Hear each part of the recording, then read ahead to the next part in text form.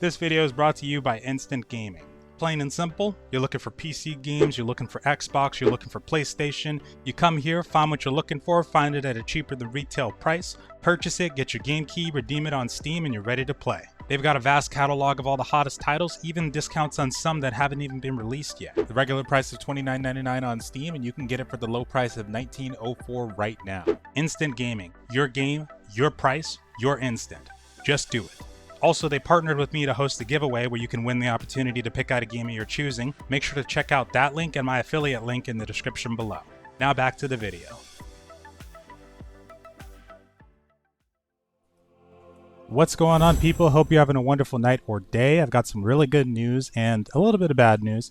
I was able to actually start a new playthrough, and I've been doing very, very well on this one in Norland. I've been really enjoying the game. I'm still in the hardest zone, or one of the hardest zones. It is actually one of two zones that was considered the hardest, because this one is considered hard as well. But I'm in this zone right now. I started as Varn instead of the previous one, which I think I was Caden. Varn, they have a benefit. They have more benefits when it comes to like fertility for crops and the efficiency of the rutabaga. I think that's actually the primary benefit that they have, not so much a bonus to fertility, but mostly like when you're planting the rutabaga and stuff like that, you get more of it, and it can be enhanced to the point to where if you get sick, you won't die from it. So they're much better in that regard. I'm already off to a much better start when it comes to food, resources. I got a lot farther than I did last time. I was actually able to reach the point of being able to craft heavy armor, and I was able to get axes as well. I haven't really gone too much into spears yet. I think the axes, just in general, have been doing really well for me in the armies that I've been making. Right now, we're in a state where we have a lot of citizens. I have over 103. I have a lot of gold, and I am capable of having a lot of gold income. Like, I've been utilizing the tools, the trade route that I have set up where it lets me sell tools. I'm able to make about 17 of them, and then I can easily set up this trade route to get about 735 gold. Or if I'm really desperate, I could sell 10 heavy armors for 2.3k, which is a lot. The problem though is that I also not only have a lot of peasants, and also I've been trying to craft more and more peasant houses as I go. I started out with the dormitories, like in this section right here, but I wanted to get them into the peasant houses as soon as possible so that I could turn them into loyalists instead of having them just be regular people or turn into fanatics potentially. And that's been going really well. The problem though is that I'm running into a wood shortage. Now, I've already got a message that told me that we're facing a threat of reduced fertility. I wanted to wait a little bit to see if they would add some new patches that could kind of reduce some of this stuff, like reduce the fertility penalties and stuff of that nature. And it looks like they actually did. One of the recent patches did kind of help that. But what I'm really hoping for that they add in the future is some kind of building that lets us get people that can replant trees, because right now it's more like it'll happen on its own when you're not cutting down trees. But the problem is when you get to a certain level, like you get to a certain point in your civilization, you really need to be cutting down those trees constantly to keep up. Because right now, the main problem that I was going to say a second ago, my army, like once you get past about 20 people, even really 10 or 20, you start paying a crap ton of tax to the Holy Caravan anytime it comes. Right now, I think I pay, like 480, but I think it's even more than that. Potentially, I can't remember, but I think maybe I just didn't pay the last one, and that's why it ended up being even more the next time. But yeah, about 480 on this, and then I have so many peasants that my finances, it's about 805 on the wages. Of course, although like that money gets dumped back in when they actually buy stuff from the market, but it's a little crazy at the moment. You know, I'm still like barely hanging on at the moment. I have a decent chunk of food. The rutabaga is doing good. I am regularly producing a decent chunk of beer. Moonshine, of course, it's kind of like hanging in between decent and I'm normally running out quite a bit. It really depends on the day. But I've got several farms set up here. So I got like 1, 2, 3, 4, 5, 6, 7, 8 rutabaga fields. I got 1, 2, 3, 4 of the wheat. Is this wheat or is this rye? This is rye, I'm sorry. I only have 1 hop field at the moment. The reason for that is because in this region that I'm in, we actually started with a decent chunk of wood production and iron production, which I'll tell you about what what else I started with, like what certain modifiers I started with in a moment. But we start with the very low or almost empty fertility. I'll put the picture on screen for what I'm talking about, like I did in the last video. But just looking at the hop field, for example, 20% fertility makes me think that it's just not even fully worth it. I mean, that one generates 10, which is decent, but I don't really think I need to be spending that amount of peasants to get that little return. Also, because what I do is I have a trade route set up for the hops in general, so whenever I need them, I just go ahead and purchase them, which is it's a decent price. I mean, getting to the point now where I can't really even be affording to spend that much, but it's not too shabby. It's lasting me this long, and normally I have a surplus of hops because I'll buy extras from the Holy Caravan when I sell stuff to it. Yeah, it's getting to the point where I'm really starting to run low on money, and I haven't played this save in a couple of days because I've been waiting to see what patches they would put out, because the trees, I really need to get my trees planted. Although if you guys have any suggestions for what I could do at this point, I'd be more than happy to listen, because right now the temple situation, like my peasants are pretty happy. Like they got 84 average mood. That's amazing in my book. Prisoners are doing pretty good as well, 81. I try to keep a steady supply of prisoners coming in. I try to keep them all in the same culture as well. So there you see 10 Varn, only 1 Caden. I tried to do the same thing with my peasants, but it just kind of didn't work out that way. As far as modifiers go, what I did is I started with the one that enriches the mines. It basically increases the mine, because if you have a default mine, like you don't start with any modifiers at all, like the blacksmith one that I mentioned in the last video, then what's going to happen is you're going to be able to start out with mining about 100 metal, and then you're not going to be able to get more than that unless you upgrade. But by the time you maximize your mine, it's only going to be around 400 or 500 metal that you'll be able to get total, and then the rest of it you have to get through trading. So there's not like a constant way to get more metal, unless I'm just missing. Maybe there's another mine that I can set up around here somewhere, but I haven't seen that. It seems to be on the north side of the map the entire time, unless they add something like that in the future. But I started with that modification. Oh, there is actually. Holy crap. I'm blind. Okay, so there at least is another one, so that I can use that afterward. And there's a lot of trees in this section as well down here that I can utilize when I start to get low in these other sections. But still, even with that, like eventually you will run out of minerals is my thing. So I started with that modification. I also started with no prophecies, because this is actually my third playthrough. I'm sorry, my second playthrough that I was doing pretty well on. Because actually I don't remember what my first faction was, but the second one was the one based around intrigue and like subterfuge. And I was doing pretty good for like a day and a half until I got this stupid prophecy for these flesh wolves, like really early on in the game too. So I didn't have a standing army. I didn't have a good army. And basically it told me that on a certain day, all of these flesh wolves were going to come and start attacking my village. So I completely, everybody died. Like I could not defend against them. I didn't even try to like cheese it or anything like that. I tried to hire a couple of mercenaries with the money that I could scrounge up, and my villagers, I just had them fight, and we got completely destroyed. So I had to start all over again, and then I landed on this Varn campaign. But I turned the prophecies off.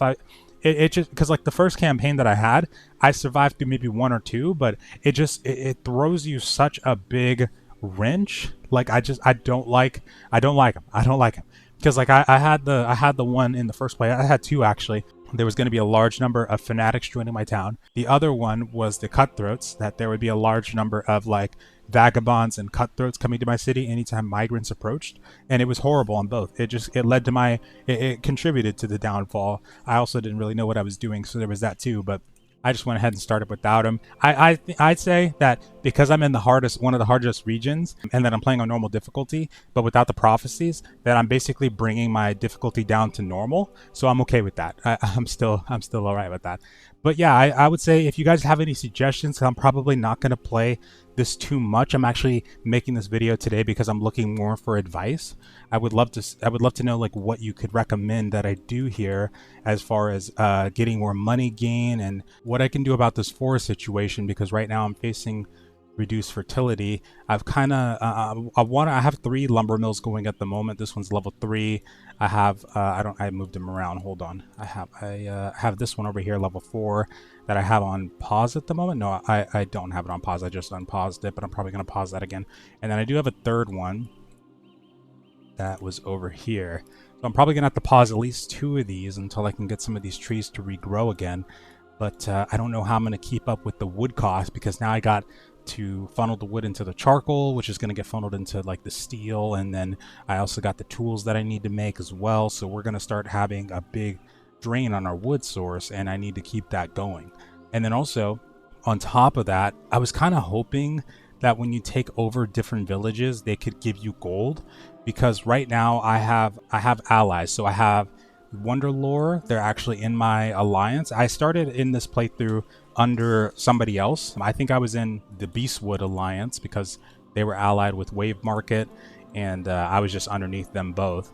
But then I decided, you know what, if I'm gonna be able to progress like I want to progress, I'll probably need to get my own alliance started. So that's what I did. I left theirs, and then I got Wonderlore underneath me. I'm still friendly with Beastwood and Wave Market, and that's where 2 of my trade routes are set up, but I now have these allies as well. So I have this one, Sparkfall.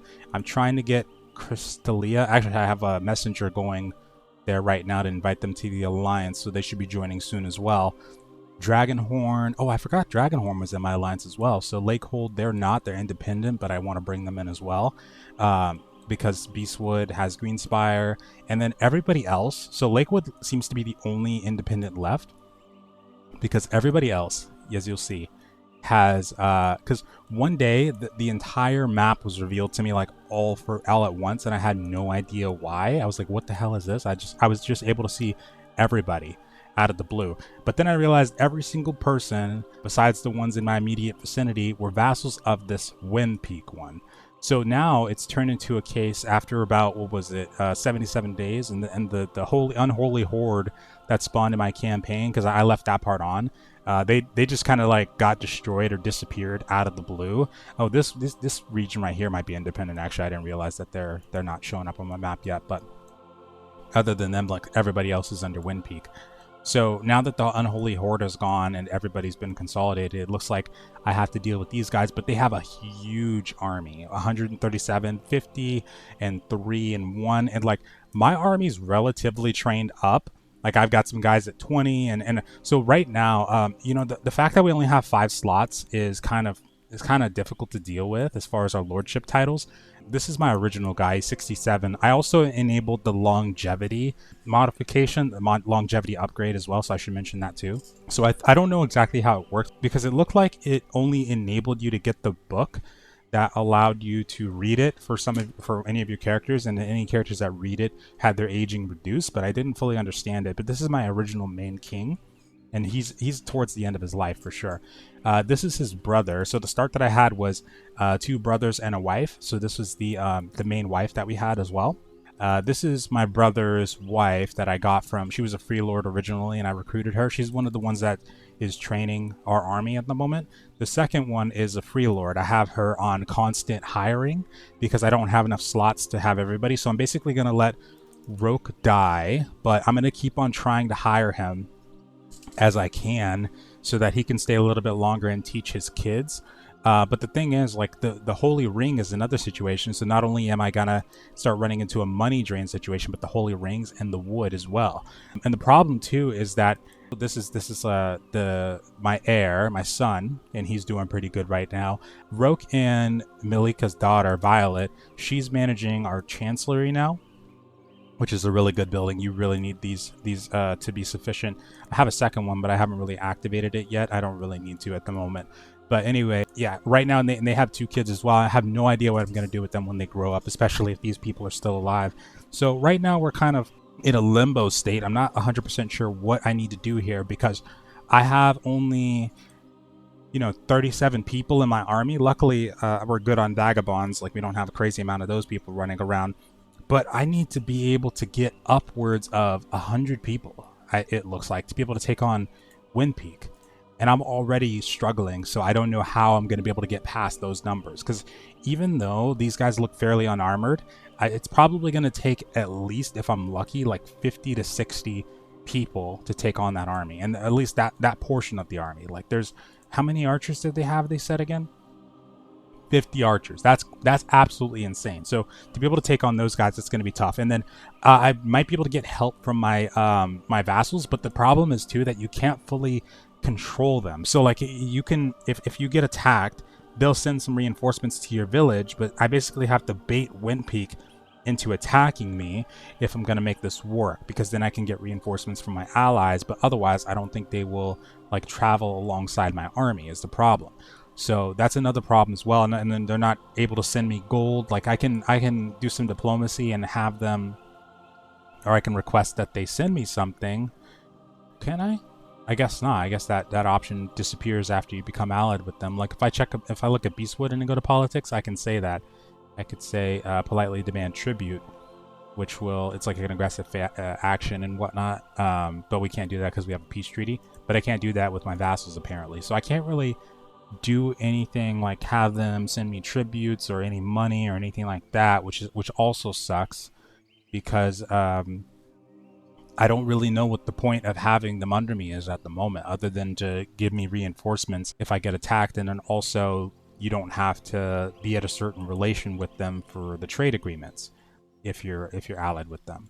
So that's a benefit at least. But yeah, like I said, I'm still stuck in limbo. I'm actually scared to even play a little bit right now because I'm still kind of waiting to find out if they're going to add some more updates. I got another barracks going right now because I'm trying to get my army up a little bit bigger. But I'd like to see if they do add a forest planting building first, or if they're interested in that. I kind of get what they were saying, because they were talking about it on Discord, why there's only 5 slots. It's for lore reasons, so it does make sense. But the tree planting, I think that's like the main thing I would need to be able to keep going further. But if anybody's already been able to get past this point, I'd be more than happy to hear some like tips, tricks that you guys have, suggestions on what you can kind of do to keep your gold gain going. I guess I could probably start selling the heavy armor, but it's like, if I don't know how much I'm going to be able to output at the same time, especially with, you know, the wood constantly being used for other stuff like to replant the farms and whatnot.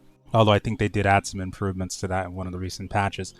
And then also, you know, just being used by everything else, and when I need to upgrade buildings, and then when my people die, and then I start, because there's so many knowledge books that I had Athena read. Right now I've been trying to get my heir, my son, to read all these books as well, so that when she dies, she was the main one that I had reading my books, we'll still have all that knowledge. Because what happens is, if when you have somebody die that had all that knowledge and they leave, your buildings start to deteriorate, and then you have to repair those too. But overall, I'm still having a lot of fun with this game. When I was playing, at least I was having a lot of fun with it. I'm just scared to go any further now because I really don't want to get smashed in this playthrough. But hopefully they add some really cool updates in the next couple of days or a week or so to kind of balance the stuff out a little bit more. I still highly recommend it. And if you guys are interested in getting a discount, make sure to check out the sponsor, Instant Gaming. Link will be in the description below. Thank you guys so much for watching though. Hope you have a great rest of your day. Peace out.